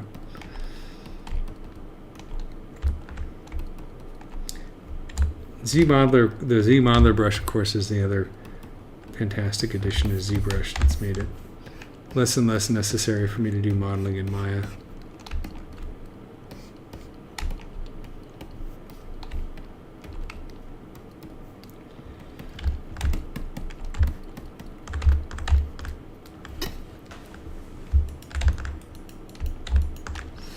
And then we'll do this last one right here.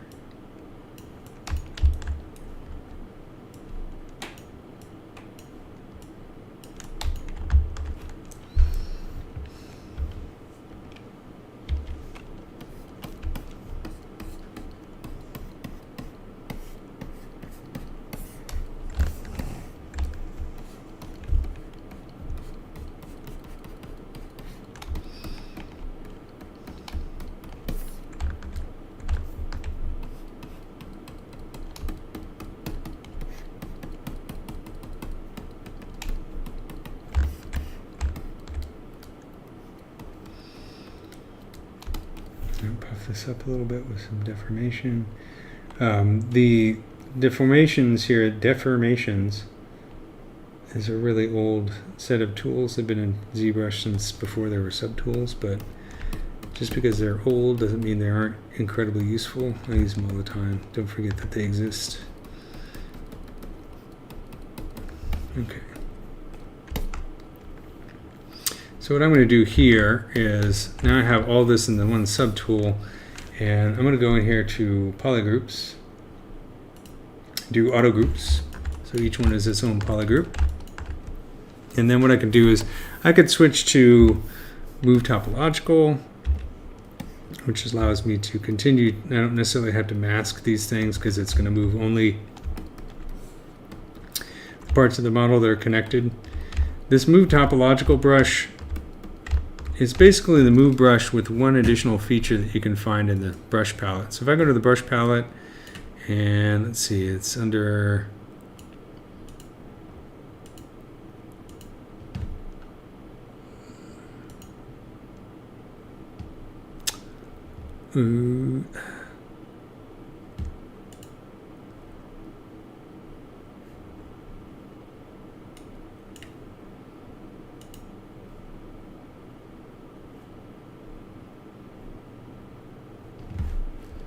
we're going to clay brush. Yeah, I see that topological masking option that's on. So I'm in the move topological.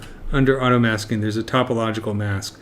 This can be turned on for any brush, right? So let's say I have the smooth brush here and I'm trying to smooth this, but I only want to affect one polygroup or one piece of geometry. I can hold the shift key, go into the brush palette and turn that on for the smooth brush. And now as I smooth, it's only affecting this piece of geometry, whatever piece of geometry I'm touching. Another feature that I like a lot is under auto masking. Let's say I'll go to the move brush. So I'm going to go to the brush palette, auto masking, mask by polygroup. So I bring this all the way up to 100, then the brush is only going to affect the polygroup that I currently touch, right, without affecting the others. Now the nice thing about mask by polygroup is that it also works. It works on any subdivision level, so you can have a model that's millions of points and it'll still work. The problem with move topological is that it uses this different technology. So move topological is basically when you're touching the surface, it's looking at all the points that are connected within that surface. So if you have a subtool that's got millions of polygons in it, then the move topological is going to slow down to a crawl because it's going to take more to calculate with each brush stroke. So in that case, I like to use mask by polygroups, this auto mask by polygroups. The problem with mask by polygroups is this is a global setting. So that means if I turn this all the way up and switch to an inflate brush, it's also applied to whatever brush I'm using. So that's cool because it means I don't have to go into the settings and adjust it as much, but sometimes it's easy to forget that that's on when your brush starts acting funky. So it's just something to be aware of. So what I'm going to do is I'm going to go in here to ZModeler, and I'm going to get edge functions, and I'm going to do insert, just a single edge loop. I'm just going to add one right there. Not key mesh. Sorry, I'm going to hover over polygon here and set my face action to do nothing so I don't accidentally key mesh. There we go.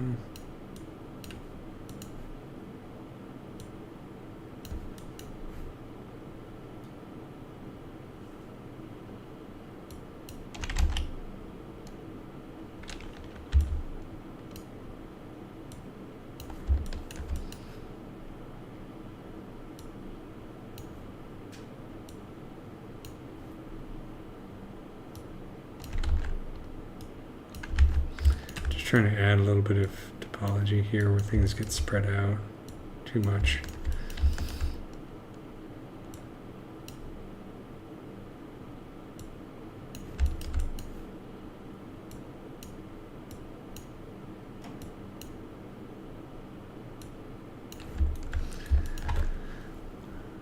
All right.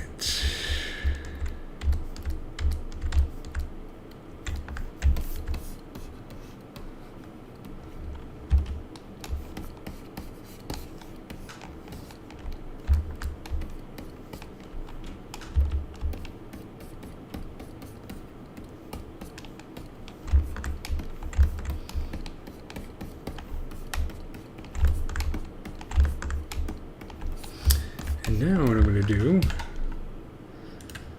since I'm lazy, is I'm going to center the gizmo. Let's turn off symmetry, center the gizmo. I'm going to make sure I don't have any masks applied, so include all the masks.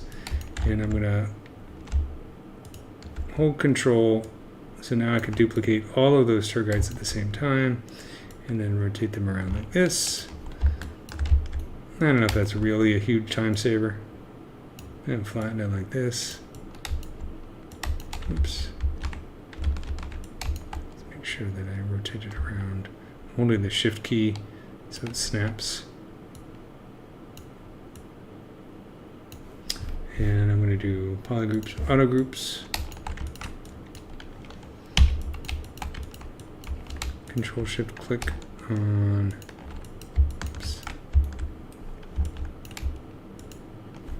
this.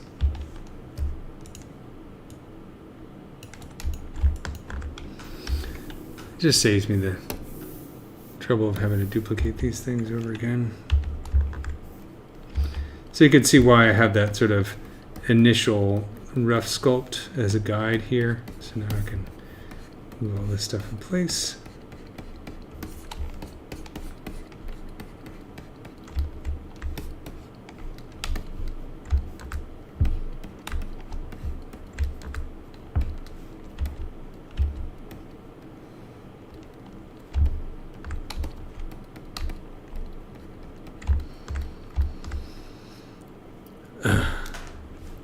Yes, I'm working on a female carpenter bee.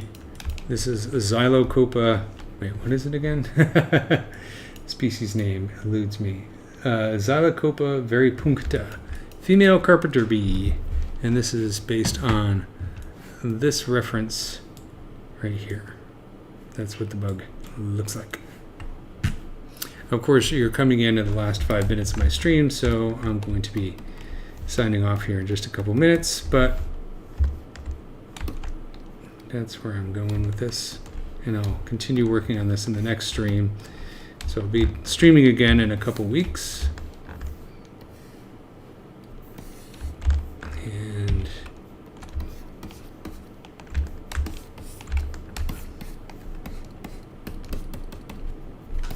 I'll be doing more of this kind of thing.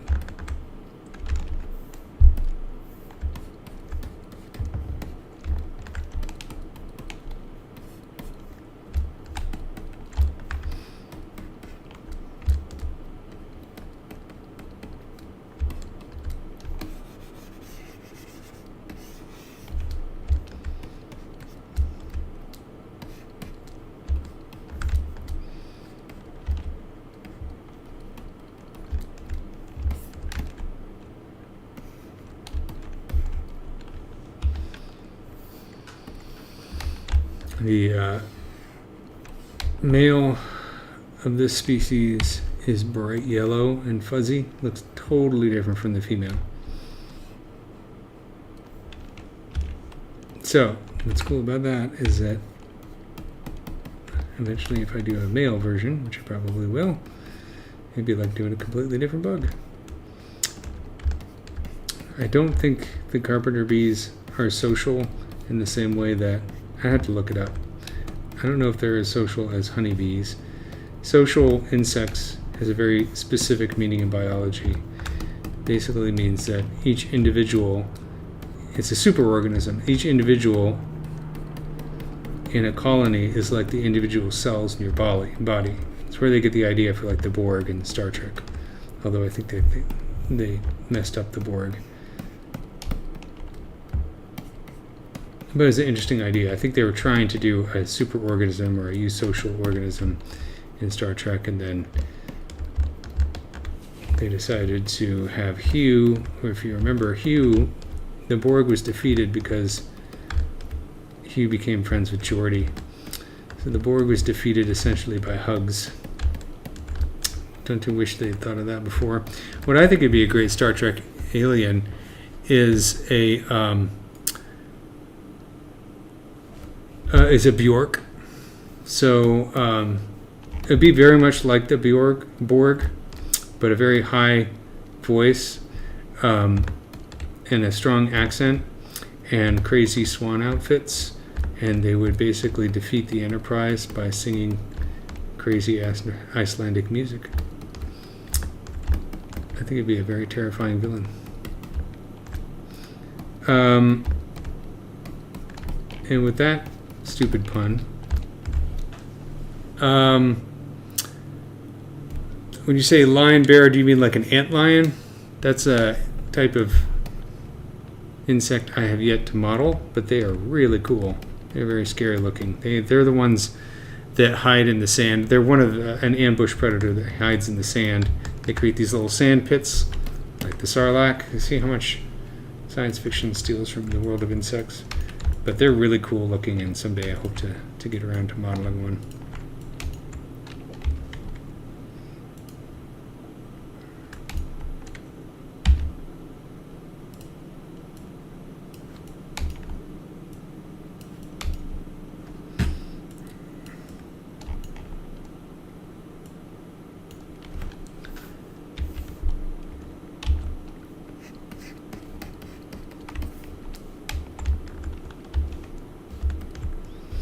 Just move this down here.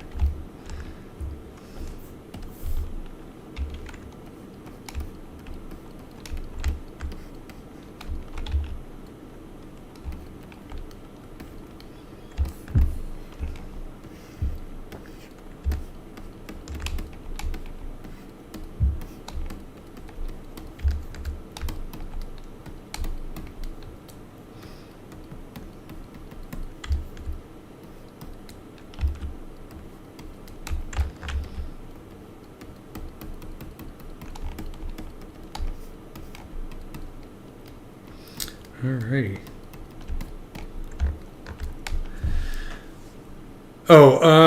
I have not modeled a lion. What mammals have I? I've done dogs, hound dogs, of course, because I'm partial to that. At least one dog. It's okay. I've done ducks. I like reptiles a lot. I've done a few reptiles, but I haven't done a whole lot of mammals, mainly because that's been done a lot. I like to try and do things that haven't been done a lot. So, like horses and that kind of stuff are cool. I have models of horses for statues and things like that, but I haven't really done a lion because there's lots of great lions out there. So there's not as many carpenter bee models in the world of CG. So that's why I like to do lesser modeled things. But I also like arthropods a lot. But I love lions. I've been to Africa, to Mozambique to see the lions, and also the ant lions and all the cool bugs. So I'd love to model at one point, but there's just so much cool stuff out there to model. There's just not enough hours in the day. So yeah, at some point I'll probably do some mammals. The one mammal that I'd really like to do, of course, is the pangolin. which of course I'm saying that, and it's one of those mammals that has armored plating on it, so it's kind of like a big cute bug in a way because of that. They're also, you can find them in Mozambique, in Gorongosa. I have not seen one in live yet in the real world, but I hope to see one someday. They're really cool, and unfortunately heavily poached and very endangered, and everyone wants to blame them for COVID. Bats are another animal. Speaking of animals being blamed for COVID, bats are another one I like to model. Bats are really cool. I do know a bat scientist, Peter Niskrecki. He's both an entomologist, but he's also a bat scientist. Really cool stuff. All right, with that, I'm going to end my live stream. Thanks for everybody who tuned in. I hope you enjoyed this. I'll be back in another couple weeks to do some more bugs. And thanks again for all your great questions, and see you soon. And that's my dog. She's saying goodbye too.